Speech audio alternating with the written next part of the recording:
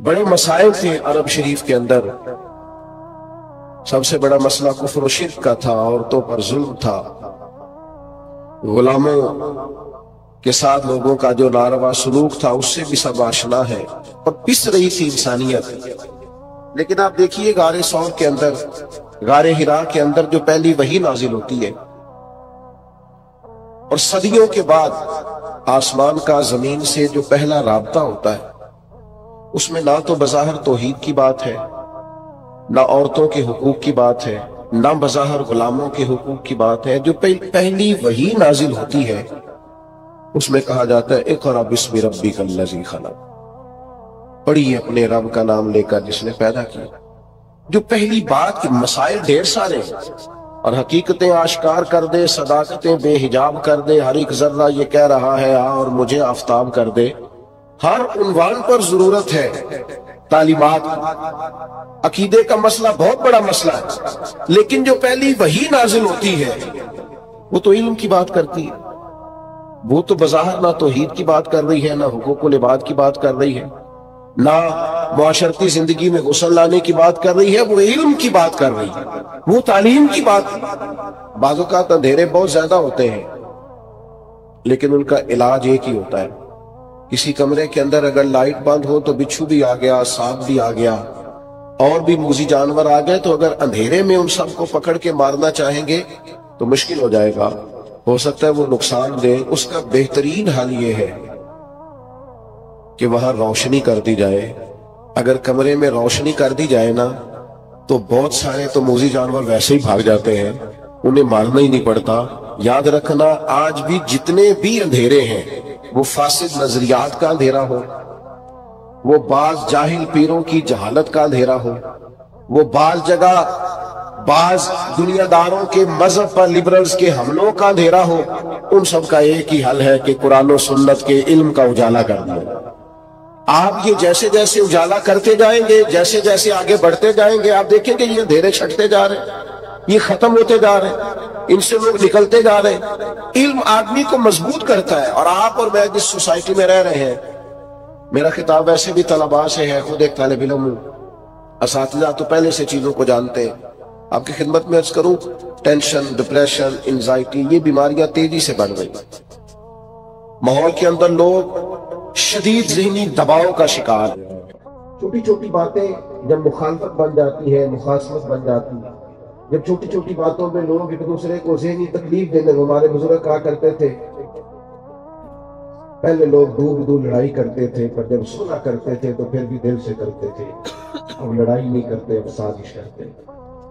ہم لوگوں کو جسمانی تکلیف نہیں دیتے، ذہنی کوفت پہنچاتے. اتنا مارتے ہیں کہ روز جی کے لوگوں کو مرنا پڑتا ہے. یہ تکلیف اتنی تیزی سے بڑھ رہی ہے ماحول کے اندر. آپ یقین کریں ان ساری بے چینیوں کا بھی ایک ہی حل ہے کہ جب عقائد مضبوط ہو جائیں، کتاب و سنت پر انسان کی گہری نظر ہو اور اللہ اسے انشراح صدر عطا کرے، تو پھر نہ انسان پیسوں کی دوڑ میں پڑتا ہے، نہ بہت زیادہ مال اکٹھا کرنے کی اسے دقت درپیش، اسے انشراح صدر جو حاصل ہو گیا.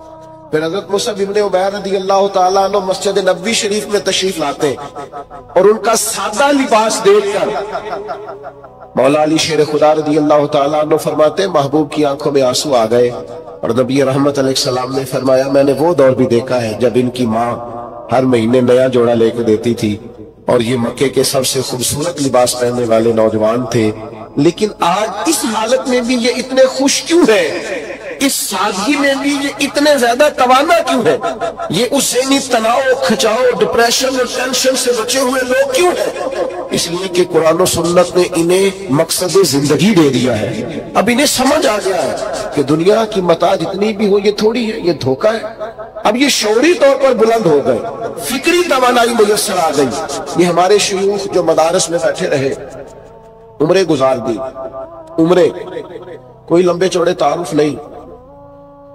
ہمارے خطباء کے، واعظین کے، نعت خوانوں کے جو پروٹوکول ہیں وہ ان لوگوں کے نہیں.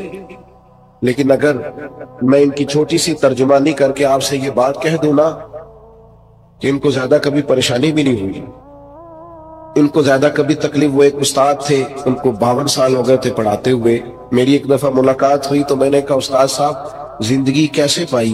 تو فرمانے لگے کہ اپنے علاقے کے بھی سارے لوگ نہیں جانتے، لیکن چونکہ یہ مطمئن ہوں کہ جن کو پڑھایا ہے ان کو صحیح کر کے پڑھایا ہے، جو کام کیا وہ صحیح کر کے کیا ہے، لہذا اپنی طبیعت میں کوئی بے چینی اور اضطراب نہیں پاتے۔ یہ کیسے آتا ہے؟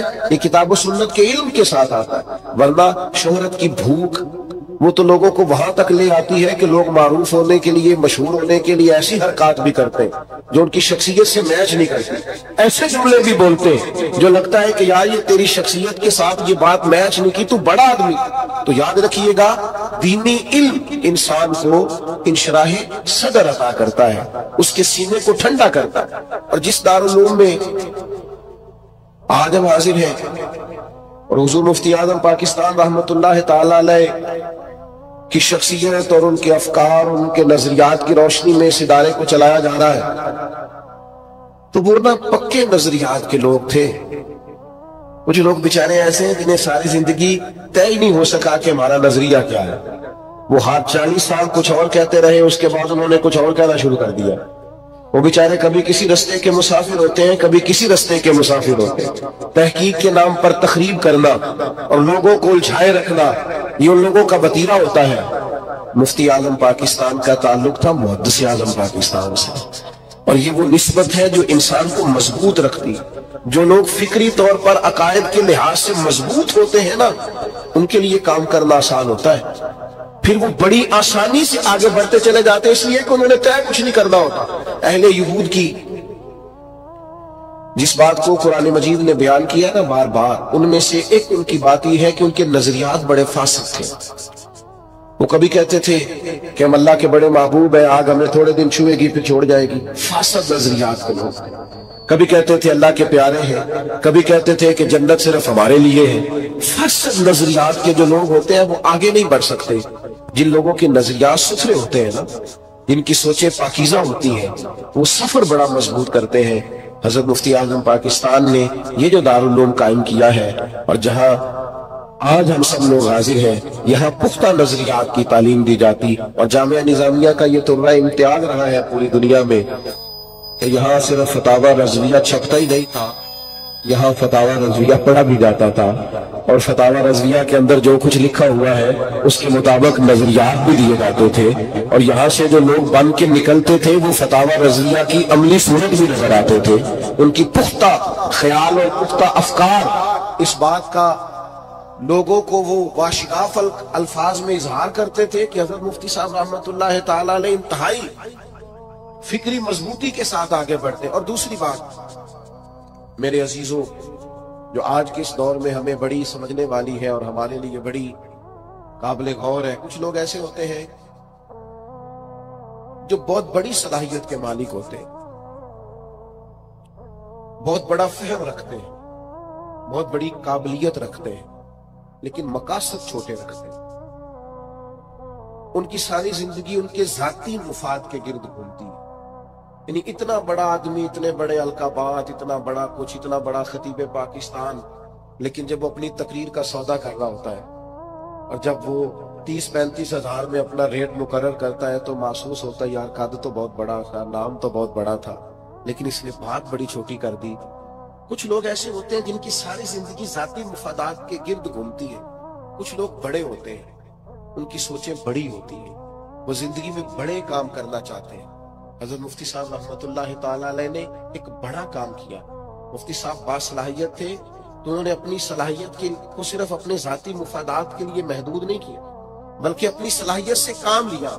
میں نے تھوڑے دن پہلے بھی کہا تھا، پھر کہتا ہوں کہ ہم جب طالب علم تھے تو لوگ کہتے تھے کہ جامعہ نظامیہ کی ٹیم بڑی مضبوط ہے، شیوخ تو سارے وہاں جمع ہیں، لیکن جب شعور کی آنکھیں کھلی تو سمجھ آئی کہ ٹیم بن نہیں جایا کرتی۔ جب ہم نے ادارے بنائے اور ہم اداروں میں بیٹھے تو سمجھ آئی ٹیم بن نہیں جایا کرتی، ٹیم بھی بنانا پڑتی ہے۔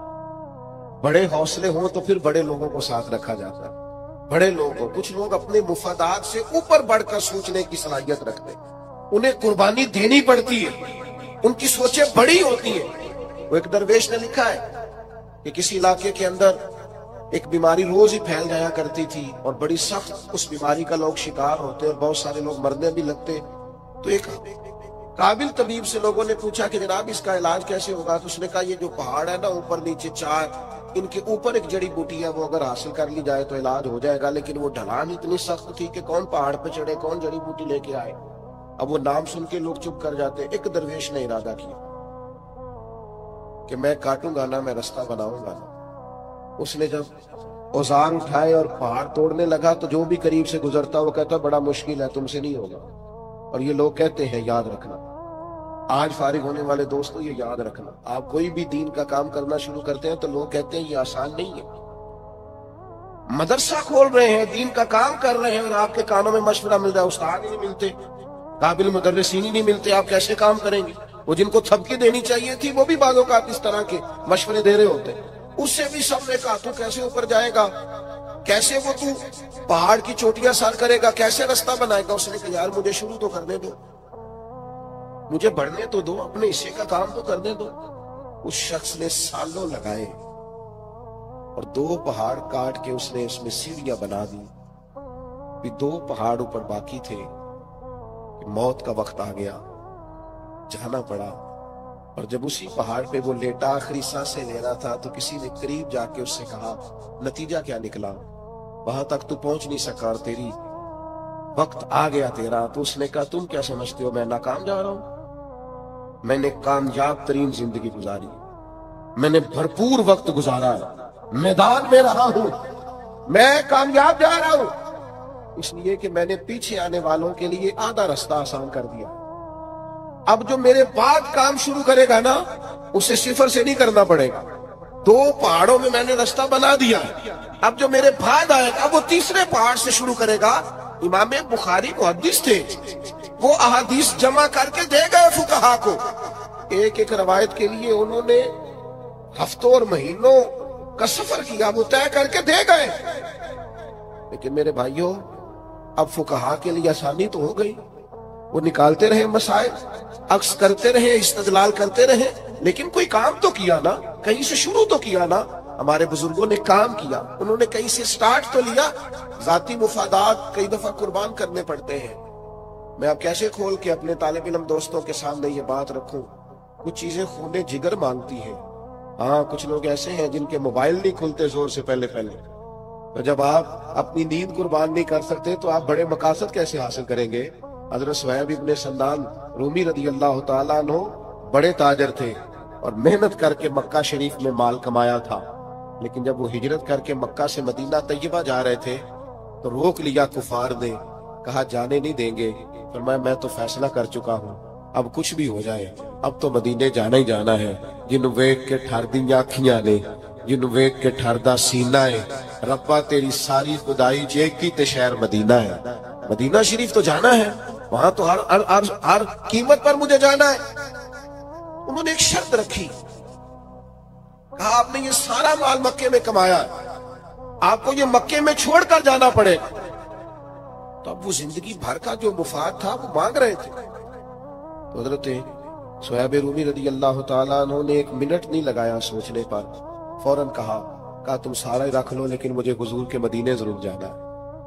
आप मदीना शरीफ पहुंच गए, सारा माल देखकर तो महबूब ने क्या फरमाया, फरमाया सुहैब जिंदगी में बड़ी तिजारतें की है पर ये जो तिजारत करके आए हो ये बड़ी नफे वाली तिजारत, ये बड़ी। आप थोड़ा सा ऊपर उठकर अपने मामलात को जब देखेंगे तो फिर बड़े काम हो सकेंगे। तीसरी बात, बस मैं अपनी बात को समेटने की तरफ आ रहा हूं। तीसरी बात मेरे दोस्तों आपकी खिदमत में जो अर्ज करनी है वो ये है, ये नहीं हो सकता कि हम अपने बुजुर्गों का सिर्फ नाम लें और ये कहें कि वो तो बड़े थे लेकिन हम उनके रास्तों पे चल नहीं सकते। हमारे बुजुर्ग ना हमें मजबूत बुनियादें दे के जाते हैं। और मैं इससे भी इनकार नहीं करता कि बड़ों के रास्तों पे चलना कोई आसान नहीं होता। हजरत उमर फारूक रज़ी अल्लाह तआला अन्हु एक दिन रो पड़े तो किसी ने आपसे कहा कि उमर क्यों रोते हैं, तो फरमाने लगे ये सिद्दीक अकबर मेरे लिए रास्ता बड़ा मुश्किल कर गए।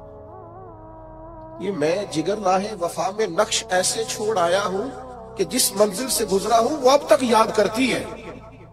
ऐसा ये वो बाद लोग कहते हैं फला बड़े बाप का बेटा देखें जी वो सजादा नशीन कैसा है, और तो मैं कहता हूं इतने बड़े बाप की सजादा नशीनी आप क्या समझते हैं आसान काम है? इतने बड़े बाप की जानशीनी कोई आसान काम है? یہ بھی تو آپ تصویر کا دوسرا رخ بھی تو دیکھیں، کچھ لوگ ہوتے ہی بہت بڑے، ان کی جگہ بیٹھنا آسان نہیں ہوتا۔ لیکن ایک بات یاد رکھیے، ہمارے بزرگ ہمیں مضبوط بنیادیں دے کے جاتے ہیں۔ یہ جو خلافت کی ہے نا جناب فاروق اعظم نے، اور بڑی مضبوط کی ہے، اور حضرت عمر فاروق رضی اللہ تعالیٰ عنہ کی خلافت اتنی طاقتور تھی کہ پوری دنیا میں تیزی کے ساتھ فتوحات ہوئی۔ یاد رکھیے گا، سیرت نگار لکھتے ہیں کہ اس خلافت کی مضبوطی کی اور جگہ جگہ پھیل جانے کی اصل وجہ بھی یہ تھی کہ ان کو ایک مضبوط بنیادیں بنا کر جناب ابو بکر صدیق نے عطا کی۔ وہ جو فتنے اٹھنے والے تھے ان کے تو سب کے سر کچل دیے تھے جناب صدیق اکبر نے، سب کے ساتھ۔ فتنہ جب اٹھا ہے، ختم نبوت کا مسئلہ بنا ہے، تو جناب صدیق اکبر نے کچل دیا۔ انکار زکوٰۃ کا فتنہ اٹھا تو کچل دیا۔ وہ سارے جو مشکل ترین اور کٹھن ترین معاملات تھے وہ تو حل کر کے گئے جناب صدیق اکبر۔ اب تو بس آگے بڑھنا تھا، جناب عمر بڑھتے رہے۔ یہ ہمارے مشائخ، یہ ہمارے بزرگ، حضرت محدث اعظم پاکستان، حضرت غزالی زماں، حضرت سید صاحب رحمۃ اللہ علیہ، یہ مضبوط بنیادیں دے کے گئے ہیں، یہ مضبوط شاہکار دے کے گئے ہیں، یہ ہمیں مضبوط لوگ دے کے گئے ہیں۔ حضرت مفتی اعظم پاکستان رحمۃ اللہ تعالی علیہ جب دنیا سے تشریف لے گئے تو مضبوط ٹیم چھوڑ کے گئے ہیں، وہ کام کر کے گئے اپنے حصے کا۔ اب اگر ہم اس کام کو آگے بھی نہ بڑھا سکیں، اور اس سے مراد صرف ایسا نہیں ہے کہ یہ کام ان کی اولاد کو کرنا ہے، ان کا شاگرد اگر ناروے میں بیٹھا ہے، اگر یو کے میں بیٹھا ہے، اگر پاکستان کے کسی صوبے کے کسی شہر میں بیٹھا ہے، تو وہ حضرت کی روحانی اولاد ہے، اسے ان کے مشن کے لیے آگے بڑھنا ہے، اسے کام کرنا ہے، ذمہ داری کا احساس کرنا ہے اور آگے بڑھنا ہے۔ اگرچہ ان بزرگوں کی جانشینی آسان نہیں ہوتی، لیکن یہ یاد رکھیں کہ یہ ہمیں سارے فتنے اور ساری ان کے سامنے جو مقابلے آتے ہیں وہ مقابلے کر کے یہ مضبوط بنیادیں ہمیں دے کے جاتے ہیں۔ جامعہ نظامیہ کا یہ مضبوط درخت جو ہر پھل پھول اور سایہ فراہم کر رہا ہے، کبھی پرانے لوگوں سے پوچھئے گا کہ حضرت مفتی صاحب رحمۃ اللہ تعالیٰ علیہ کو مقابلے کیسے کرنے پڑے، اور زندگی میں کبھی ایسے لمحات بھی آتے ہیں جب تنہا لڑنا پڑتا ہے، اور ایسا وقت بھی آتا ہے جب ساری رات انسان سو نہیں پاتا، یہ سارے دکھ وہ ساتھ لے کے چلتا ہے، اور پھر جا کر کہیں ماحول میں خوشبو پیدا ہوتی ہے۔ ہمارے استاد تھے، بزرگ تھے، پیر سید مراتب علی شاہ صاحب رحمۃ اللہ علیہ، جس شام جس صبح یہ خبر آئی کہ مفتی صاحب رحمۃ اللہ علیہ کا وصال ہو گیا، اس دن میں نے ان کی آنکھوں میں چھلکتے ہوئے آنسو دیکھے۔ تو ایک سید زادے اور ایک عالم کو، اور حضرت محدث اعظم رحمۃ اللہ علیہ کے ایک ہونہار شاگرد کو، ایک مناظر کو، جب میں نے بغیر کسی رسمی تعلق کے کسی کے لیے روتے ہوئے دیکھا، تو میں نے شاہ جی سے عرض کیا، میں نے کہا کہ حضور کم ایسا دیکھنے کو ملتا ہے۔ تو فرمانے لگے، یار بڑے سارے بڑے بڑے ادارے جو تھے لاہور میں، جب ان کے بارے میں بعض لوگ پریشانی کا شکار ہوتے تھے نا، تو پھر وہ مفتی صاحب کا نام لے کے دل ٹھنڈا کر لیتے تھے کہ اس شخص نے ایک ایسا چراغ روشن کر دیا ہے کہ اب کسی قسم کی پریشانی نہیں ہے، اب کسی قسم کی مایوسی نہیں ہے، اب بات آگے بڑھے گی۔ فرمانے لگے، کوئی نسبی تعلق نہ بھی ہو، لیکن یہ کام اتنا کر کے گئے ہیں کہ درد خود بخود آنسو بن کے ہماری آنکھوں سے چھلک پڑا ہے۔ میرے بھائیوں، یہ مت سوچئے گا کہ بحثیں بہت ہو رہی ہیں، یہ مت سوچئے گا کہ حالات بڑے کٹھن ہیں۔ آج آپ نے آغاز کرنا ہے تو یہ مت سوچئے گا کہ ٹانگیں کھینچنے والے زیادہ اور شاباشی دینے والے تھوڑے ہیں۔ ساری زندگی یہ شکوے نہ کرتے گزار دیجئے گا کہ مسجد والے اور کمیٹی والے احترام نہیں کرتے اور لوگ عزت نہیں دیتے۔ اپنے آپ کو یہ چھوٹا مت کیجئے گا۔ میں اور آپ تو وہ جماعت ہیں جو پہلے دن گھر سے نکلتے ہیں تو اللہ کے فرشتے قدموں کے نیچے پر بچھا دیتے ہیں۔ کچھ کام کرنا ہے، کچھ آگے بڑھنا ہے، کچھ جد و جہد کرنی ہے، کچھ سوچنا ہے۔ میرے پاس ایک بہت بڑا یتیم خانہ چلانے والے ایک دوست آئے، بس اپنی بات سمیٹنے لگا ہوں، تو مجھے فرمانے لگے، میں اس نتیجے پہ پہنچا ہوں کہ غریب بچوں کے لیے بھی اگر کسی نے کوئی کام کرنا ہو تو اسے مدرسہ ہی بنانا چاہیے۔ اگر غریبوں کے بچوں کی بھی آبیاری کرنی ہو، اگرچہ مدارس میں امیروں غریبوں سب کے بچے ہوتے ہیں، لیکن مدرسہ بنانا چاہیے۔ تو میں نے ان سے کہا، بڑے پڑھے لکھے تھے، پی ایچ ڈی اسکالر تھے، میں نے کہا یہ آپ کیوں کہہ رہے ہیں؟ تو کہنے لگے، یتیم خانے کا بچہ ساری زندگی اس احساس کے نیچے سے نکلتا نہیں کہ میں یتیم خانے میں، لیکن مدرسے میں جتنے مرضی غریب کا بچہ اور یتیم کا بچہ پڑھ رہا ہو، وہ یہ کبھی نہیں سوچتا کہ میں کسی خیراتی ادارے میں پڑھ رہا ہوں. وہ کہتا ہے میں علم حاصل کرنے آیا ہوں. اس کی خودداری اور عزت نفس کو ٹھیس. تو یہ تو بہت بڑی NGOs ہیں جو علماء بغیر حکومتی امداد کے چلاتے ہیں، اور وہ لاکھوں کی تعداد جو اگر مدارس نہ ہوتے تو نہ جانے وہ بچے کہاں جاتے اور کہاں جا کے وہ اپنا سرمایہ حیات گزارتے. صرف 3 گزارشات آپ سے کر کے بات ختم کروں گا. نظریات کے بارے میں افراط و تفریط کا شکار ہمیں کبھی نہیں ہونا. آپ اس ادارے سے فارغ ہو کے جا رہے ہیں، وہاں مضبوط نظریات دیے جاتے ہیں، سکہ بند، کسی نئی تحقیق کی کوئی ضرورت. وہ بتا دیا ہمیں ہمارے بزرگوں نے، عقائد کے معاملے میں طے کر دیا مجدد صاحب نے، اعلیٰ حضرت نے، تمام مشائخ. اور دوسری گزارش یہ کروں گا، ہماری جو اسناد ہے نا وہ ہمارے اساتذہ سے سجتی ہے. جو لوگ کسی دور میں بھی اساتذہ سے بے نیاز ہو جاتے ہیں نا، یا میاں صغیر صاحب تشریف فرما ہے، تو کسی دوست نے مجھے ان کی ایک فوٹو دکھائی، یہ حضرت حافظ عبدالستار سعیدی صاحب کے قدموں میں بیٹھے ہوئے تھے. کہنے لگے یہ پیر صاحب وہ جانتے نہیں تھے کہ بلاف صاحب کو عام آدمی تھے. کہنے لگے یہ میاں صاحب یہاں آتے ہیں یا کہاں بیٹھے ہیں؟ تو میں نے کہا یہ بڑے آستانے کے سجادہ نشین ہیں، لیکن جہاں بیٹھے ہیں نا یہ بھی بڑائی کا اظہار ہی کر رہے ہیں کہ میں کو بے سند آدمی نہیں ہوں، میرے پاس سند موجود ہے، اور جہاں میں بیٹھا ہوں وہاں تک میری سند چلتی ہے. اپنے اساتذہ سے کبھی بے نیاز نہ ہونا. اگر ہم اپنے اساتذہ سے بے نیاز ہو جائے تو پھر تو ہماری سند ہی گئی، پھر تو آپ کو پتا ہے راوی جو ہے وہ کمزور ہو گیا. یہ وابستہ رہنا. اور یہاں بہت سارے لوگ میں دیکھ رہا ہوں ایسے بھی آئے ہیں پرانے فضلاء جو شاید دعوت نہ دی گئی ہو پھر بھی آئے ہیں، اور میں سمجھتا ہوں کوئی احسان کر کے نہیں آئے، آنا چاہیے تھا. ٹھیک کیا ہے آئے، آنا بنتا تھا. اور تیسری گزارش یہ کروں گا کہ ہمیں اپنے بزرگوں کے لیے باعث ناز بننا ہے، باعث فخر بننا ہے، ہمیں کچھ کر کے دکھانا ہے. وہ بڑی خاص بات تھی نا، بڑی خاص بات، جب شرف صاحب رحمت اللہ تعالیٰ علیہ تشریف فرما ہوتے تھے اور وہ حضرت مفتی صاحب کی طرف اشارہ کرتے تھے کہ آپ جائیں اور حضرت سے جا کے بات کریں. تو میرے بھائی اگر حضرت شرف صاحب رحمت اللہ علیہ کچھ لکھتے تھے، ان کی ایک کتاب پر مرحوم خورشید احمد گیلانی نے تبصرہ کرتے ہوئے لکھا تھا مجھے سمجھ نہیں آتی، یہ علماء سے معذرت کے ساتھ انہوں نے کہا سمجھ نہیں آتی، سارا دن خشک مضمون پڑھانے والا مولوی اتنا تر و تازہ کیسے لکھتا ہے اور اتنا خوب کیسے یہ بیٹھتا ہے. تو بڑے بڑے ادیب شرما جاتے ہیں کہ یار کیسی بات کر گیا ہے. او میرے بھائیوں، اگر ہم کوئی کام کریں گے تو اب جامعہ میں بیٹھ کر اور صرف و نحو کی دقیق مسائل حل کرتے ہوئے بھی شام کو وہ لکھتے تھے، تو یہ بھی باعث ناز بنتا تھا جامعہ نظامیہ کے لیے. ہمیں کوئی تو ایسا کام کرنا ہے کہ ہمارے اساتذہ فخر سے ہمارا نام لے سکے. کچھ نہ کچھ ضرور تحریک اپنے اندر رکھنی ہے. یہ امامت، خطابت اور پھر بہت زیادہ اپنے مزاج میں یہ بنا لینا کہ میں امام صاحب ہوں. ہمارے استاد کہا کرتے تھے شکوہ کیوں کرتے ہو کہ کمیٹی والے مجھے کہتے ہیں مسجد کو سنبھالو، مسجد کو اللہ کا گھر سمجھ کے سنبھالو، تمہاری روحانیت مضبوط ہوگی. اب یہ شکوے کیوں کرتے ہیں؟ آپ اس کو روحانیت کیوں نہیں بنا لیتے؟ تو آپ اس کو حاجی ابو داؤد صادق صاحب رحمت اللہ علیہ آخری وقت تک مسجد کے تالے لگایا کرتے تھے، تالے کھولا کرتے تھے، صفحے بچھایا کرتے تھے، فرماتے تھے دل کو بڑا سکون ہو. تو مسجد کے ساتھ ہمیں وابستہ رہنا ہے.